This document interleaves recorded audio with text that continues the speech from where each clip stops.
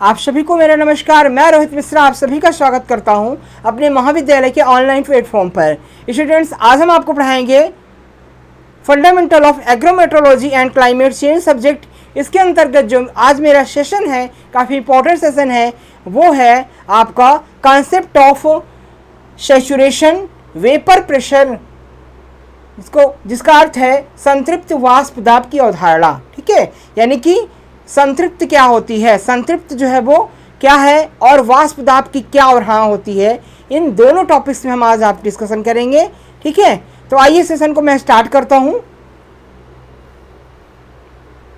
कृषि मौसम विज्ञान यानी एग्रोमेट्रोलॉजी में संतृप्त यानी सैचुरेशन और वेपर प्रेशर की अवधारणा अत्यंत महत्वपूर्ण है, क्योंकि ये सीधे तौर पर फसलों की वृद्धि, वाष्पोत्सर्जन, जल चक्र और मौसम की दशाओं को प्रभावित करती हैं। ठीक है, तो कृषि मौसम जलवायु विज्ञान में एग्रोमेट्रोलॉजी में जो सैचुरेशन होता है, जिसको हम संतृप्त कहते हैं, और वेपर प्रेशर यानी वाष्प दाब जो होते हैं, इनकी महत्वपूर्ण भूमिका निभाते हैं। हमारे एग्रीकल्चर में कई सारे मुख्य रूप से पौधों की वृद्धि एवं विकास यानी कि फसलों की वृद्धि से सीधे संबंध होते हैं। फसलों में वाष्पोत्सर्जन, जल चक्र, वाटर साइकिल और मौसम की दशाओं को प्रभावित करती हैं। ठीक है, तो ये जो सैचुरेशन होती है और वाटर वेपर प्रेशर होती है, ये फसलों की वृद्धि एवं विकास को प्रभावित करती हैं, वाष्पोत्सर्जन क्रिया में सहायक होते हैं। ठीक है, और क्या है कि जल चक्र जो होता है यानी वाटर साइकिल, ठीक है, जल चक्र का जो निर्माण होता है, यानी कि जैसे कि नदियों का जल, तालाबों का जल, ठीक है, और जो भी पौधे जो वाष्पोत्सर्जन करते हैं, ठीक है, उससे जो जल निकलता है, तो नदियों का, तालाबों का, समुद्रों का जो जल होता है वो वाष्पीकरण के द्वारा, ठीक है, वाष्पीकरण के द्वारा, इवेपोरेशन के द्वारा जो है वो वाष्प बनता है और वाष्प का संघनन होता है, जिससे बादल का निर्माण होता है, और फिर बादल जो है वो संघनित होकर के वर्षा होती है और फिर पे जमीन में गिरते हैं और इस प्रकार से नदियों और तालाबों और समुद्र में जाके मिल जाते हैं। तो ये इस प्रकार से क्या होता है कि ये एक प्रकार के चक्र का निर्माण होता है, जिसे हम वाटर साइकिल यानी जल चक्र कहते हैं। तो जल चक्र में वेपर प्रेशर की, सैचुरेशन की काफ़ी महत्वपूर्ण भूमिका होती है। तो जल चक्र में भी इसका अध्ययन किया जाता है, और मौसम की कई सारी दशाएं जो होती हैं, मौसम की कई सारी दशाएं, जैसे कि आपका कोहरा हो गया, पाला हो गया, ठीक है, तो इस प्रकार से जो है बादल का निर्माण हो गया। तो सही सारी जो मौसम की दशाएं होती हैं, उसके अंतर्गत भी हम वेपर प्रेशर का, सैचुरेशन का अध्ययन जो है वो करते हैं। ठीक है, तो इस प्रकार से हम वेपर प्रेशर और सैचुरेशन का अध्ययन करते हैं। अगर हम बात करें सैचुरेशन की, केवल हम एक टॉपिक पे बात करें सबसे पहले कि संतृप्ति क्या होती है, संतृप्त का सामान्य अर्थ क्या होता है, यानी कि what is saturation, what is saturation and the meaning of saturation. तो बात करें यहाँ पर सैचुरेशन की, तो अपने अंदर जलवाष्प वाटर वेपर की अधिकतम मात्रा को, जब वायु अपने अंदर जल वाष्प की अधिकतम मात्रा को धारण कर लेती है और उससे अधिक जल वाष्प को वह अपने भीतर नहीं रख सकती, इस स्थिति में वायु को संतृप्त वायु, सैचुरेटेड एयर कहा जाता है। ठीक है, तो सामान्य सी बातों में अगर बात करेंगे सैचुरेटेड एयर की, सैचुरेटेड एयर क्या होती है, जो सैचुरेटेड एयर होती है उसके अंदर जल वाष्प यानी वाटर वेपर की अधिकतम मात्रा को धारण कर लेती है। यानी कि सैचुरेटेड एयर यानी सैचुरेटेड वाष्प जो होती है, जो संतृप्त हवा जो होती है, वो हवा के अंदर जो है वो मतलब कि जल की मात्रा को धारण करने की प्रक्रिया को हम सैचुरेटेड एयर कहते हैं। ठीक है, उससे अधिक जल वाष्प को वह अपने भीतर नहीं रख सकती है, इस स्थिति में वायु को संतृप्त वायु कहा जाता है। आई होप आप बिल्कुल सरल सी भाषा में मैं समझाने का प्रयास करता हूँ कि सैचुरेटेड एयर क्या होती है।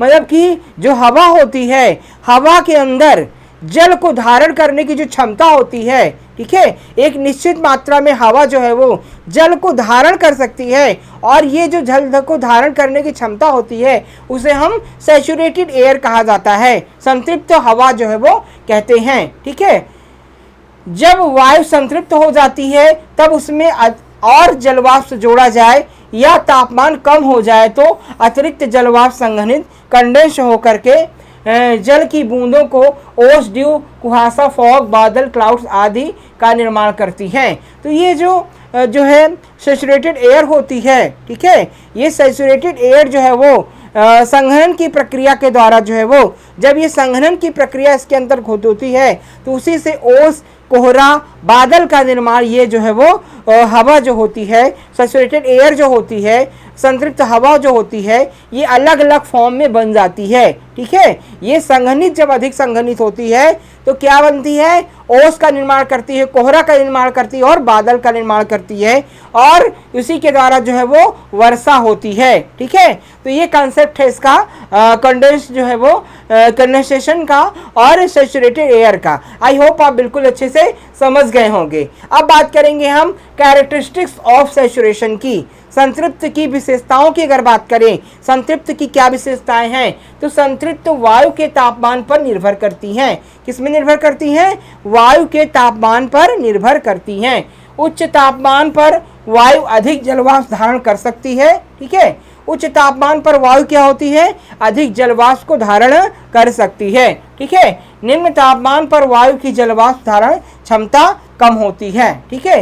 संतृप्त की विशेषताओं की बात करें तो संतृप्त वायु के तापमान पर क्या करती है, निर्भर करती है। उच्च तापमान पर वायु अधिक जलवाष्प धारण कर सकती है, मतलब कि अधिक तापमान पर क्या होती है, वायु क्या करती है, अधिक जल धारण कर सकती है। निम्न तापमान पर वायु की जलवाष्प धारण क्षमता कम हो जाती है, ठीक है। तो अधिक तापमान, उच्च तापमान पर क्या करती है, उच्च तापमान पर क्या करती है, वायु अधिक जलवाष्प को धारण कर सकती है, और निम्न तापमान पर वायु की जलवाष्प धारण क्षमता कम हो जाती है, ठीक है। इसका मतलब यह है कि गर्मियों में वायु अधिक नमी, ह्यूमिडिटी को संभाल सकती है, जबकि सर्दियों में क्या करती है, कम जो है, ठीक है। गर्मियों में क्या होती है, हवा जो होती है अधिक जलवाष्प को धारण कर लेती है, और ठंडी में क्या होता है, जलवाष्प को कम धारण करती है। यानी कि गर्मी के दिनों में क्या होता है कि ह्यूमिडिटी को जो है, गर्मियों में वायु अधिक नमी के कारण जिससे ह्यूमिडिटी क्या होती है, अधिक होती है। गर्मी के दिनों में क्या होती है, ह्यूमिडिटी जो है वो अधिक होती है, ठीक है। औशांक तापमान की बात करें, औशांक तापमान ड्यू पॉइंट टेम्परेचर की, ठीक है। ड्यू पॉइंट टेम्परेचर क्या होता है, औशांक तापमान की अगर हम डिफिनीशन की बात करें तो औशांक वह तापमान है जिस पर वायु संतृप्त हो जाती है और जल वाष्प संघनित होने लगता है, ठीक है। तो औशांक वह तापमान होता है जिस पे वायु जो होती है संतृप्त हो जाती है, सैचुरेटेड हो जाती है और जल वाष्प संघनित होने लगता है। यदि वायु का तापमान औशांक तक गिर जाता है तो ओस या कुहसा बनता है, ठीक है। तो कहने का मतलब ये है कि जो हवा होती है, हवा जो है ये जल वाष्प की, जल की मात्रा को धारण करती है, ठीक है। एक निश्चित जल मात्रा को धारण करती है। तो ये जो हवा धारण की रहती है, इसमें संघनन की एक प्रक्रिया होती है। संघनन की प्रक्रिया क्या होती है कि हवा का जो तापमान है वो काफ़ी गिर जाता है, ठीक है। हवा का तापमान जब कम हो जाता है तो ये कैसे होता है, संघनन की प्रक्रिया के द्वारा। जब हवा का तापमान कम हो जाता है, खासकर ठंडी के दिनों में, ठीक है, ठंडी के दिनों में जब हवा का तापमान कम हो जाता है, यानी कि हवा के अंदर जो जल होता है उसका तापमान क्या होता है, कम हो जाता है, तो क्या बनता है छात्रों, ओस का निर्माण होता है और कुहासा का निर्माण होता है, यानी ड्यू और फॉग का निर्माण होता है। ड्यू और फॉग कैसे बनते हैं, संघनन की प्रक्रिया के द्वारा बनते हैं, ठीक है। यानी कि वायु का जो तापमान होता है औशांक तक गिर जाता है। औशांक क्या है, औशांक वह तापमान होता है जिससे क्या होता है कि औशांक वह तापमान होता है जिस पर क्या होता है कि जो है जो वर्षा की बूंदें होती हैं, ठीक है, यानी कि जो हवा में उपस्थित जो है संतृप्त हवा होती है वो जो है एक निश्चित तापमान पर चली जाती है और ओस बन जाती है, ओस और कुहासा बन जाती है, तो वह औशांक तापमान जो है वो होता है, ठीक है। तो इस प्रकार से ओस और जो है कुहासा का निर्माण हो जाता है। कृषि में यह महत्वपूर्ण है, ठीक है, ये एग्रीकल्चर में काफ़ी महत्वपूर्ण होता है क्योंकि यह फसलों पर नमी की उपलब्धता और रोगों के विकास को प्रभावित करता है, ठीक है। तो ये जो हवा की जो है वायु की हवा होती है, यानी कि ये संघनित होकर के कुहासा और ओस बनती है, ड्यू और फॉग का निर्माण करती है, तो ये जो है फसलों पर भी अपना प्रभाव डालती है। ठीक है, फसलों को मॉइस्चराइज करती है, फसलों को नमी देती है, तो इससे भी कई प्रकार के प्रभाव फसलों पर पड़ते हैं।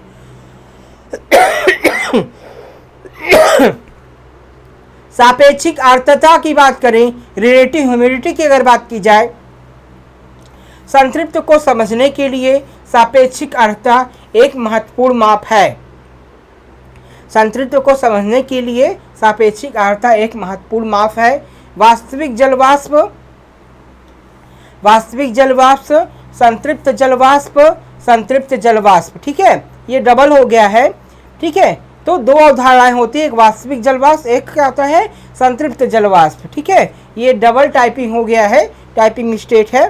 ठीक है, वास्तविक जलवाष्प क्या होती है, RH जो है, RH इक्वल टू 100% वायु संतृप्त है। ठीक है, अगर रिलेटिव ह्यूमिडिटी जो है वो 100% है तो वायु क्या होती है, संतृप्त होती है। ठीक है, और अगर RH जो होती है, रिलेटिव ह्यूमिडिटी जो है वो 100% से कम होती है तो वायु क्या होती है, असंतृप्त होती है। ठीक है, अगर RH बराबर ह्यूमिडिटी इक्वल टू 100% है तो क्या होता है कि वायु संतृप्त है, और RH जो है वो अगर 100% से कम है तो वायु क्या होती है, असंतृप्त होती है। ठीक है, कृषि में संतृप्त का महत्व। ठीक है, importance of saturation in agriculture. ठीक है, कृषि में संतृप्त का क्या महत्व है, कृषि में सैचुरेशन का क्या इंपॉर्टेंस है, बात करेंगे तो ये फसल वृद्धि पर प्रभाव डालती है, इम्पैक्ट ऑन क्रॉप ग्रोथ। ठीक है, जो सैचुरेशन होती है,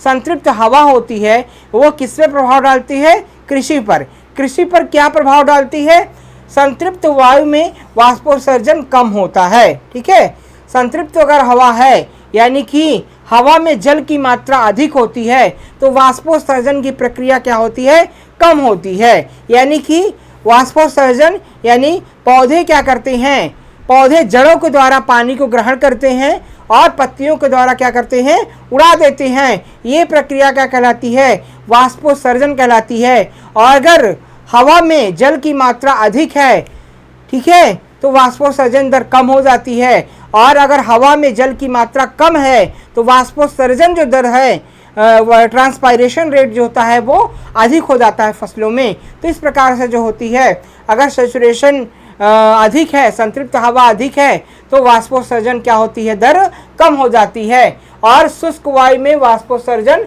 अधिक होता है। ठीक है, अगर शुष्क हवा है वह यानी कि असंतृप्त हवा है जिसमें कि पानी की मात्रा कम है हवा में, वायु में, तो वाष्पोत्सर्जन दर क्या होती है, अधिक हो जाती है। ठीक है, रोग और कीट की बात करें, डिजीज एंड पेस्ट की बात करें, तो रोग और कीट में अधिक नमी यानी उच्च RH पर फफूंदजनित रोग क्या करते हैं, तेजी से फैलते हैं। ठीक है, अधिक नमी अगर उच्च RH होती है तो फफूंदजनित जो रोग होते हैं, ठीक है, फफूंदजनित जो रोग होते हैं वो तेजी से फैलते हैं, जैसे कि झुलसा है यानी ब्लाइट, फफूंदी, मिल्ड्यू। ठीक है, सिंचाई प्रबंधन की बात करें, इरिगेशन मैनेजमेंट की थी, यदि वायु शुष्क है तो अधिक पानी की आवश्यकता होती है। ठीक है, अगर हवा क्या है, शुष्क है, ड्राई है, तो अधिक पानी की आवश्यकता होती है।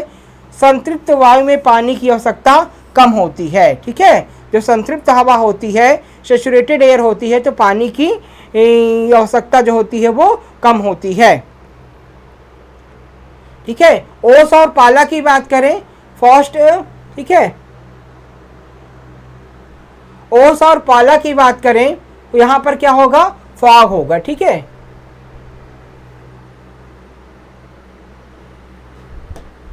ड्यू। ठीक है, ड्यू एंड फॉग। फ्रॉस्ट की बात करें तो संतृप्त के कारण ओस बनती है। ठीक है, अगर सैचुरेटेड हवा है, तो उसके कारण क्या होता है, ओस का निर्माण होता है। तापमान और गिरने पर पाला बन सकता है जो फसलों को नुकसान पहुंचाता है। ठीक है, तो एक निश्चित थोड़ा सा तापमान अगर कम हुआ तो ओस बनता है, और अगर ज़्यादा तापमान गिर गया तो वही ओस पाला बन जाता है जो फसलों को क्या करता है, नुकसान पहुंचाता है। ठीक है, वाष्प दाब, वेपर प्रेशर की अवधारणा की बात करें, ठीक है। अब हम बात करेंगे कॉन्सेप्ट ऑफ वेपर प्रेशर की, वाष्प दाब की अवधारणा की। वाष्प दाब का अर्थ की बात करें, मीनिंग ऑफ वेपर प्रेशर की, तो वाष्प दाब वह दाब है जो वायु में उपस्थित जल वाष्प द्वारा उत्पन्न किया जाता है, ठीक है।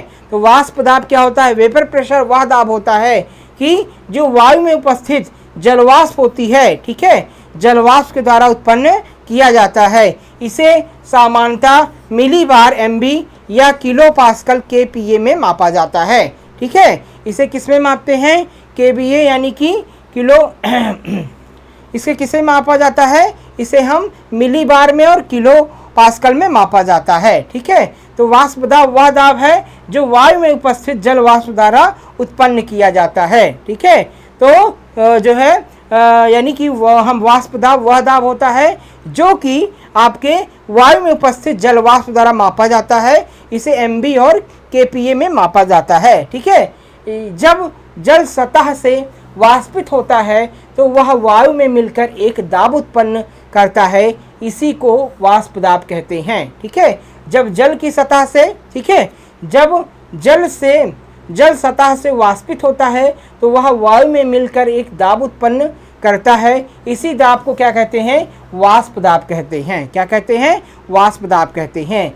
जब जल से, आप फिर से समझ जाइए कि जब जल से वाष्पित होता है, ठीक है, जब जल क्या होता है? वाष्पित होता है, ठीक है, इवेपोरेट होता है, तो वह वायु में मिलकर एक दाब उत्पन्न करता है, इसी दाब को हम क्या कहते हैं?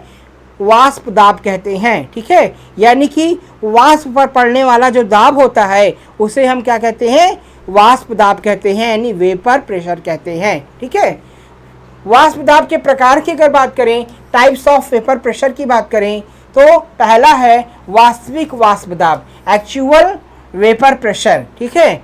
यह वायु में उपस्थित वास्तविक जलवाष्प की मात्रा को दर्शाता है, ठीक है। वास्तविक वाष्प दाब क्या होता है? वास्तविक वाष्प दाब होता है यह वायु में उपस्थित वास्तविक जलवाष्प की मात्रा को दर्शाता है, ठीक है।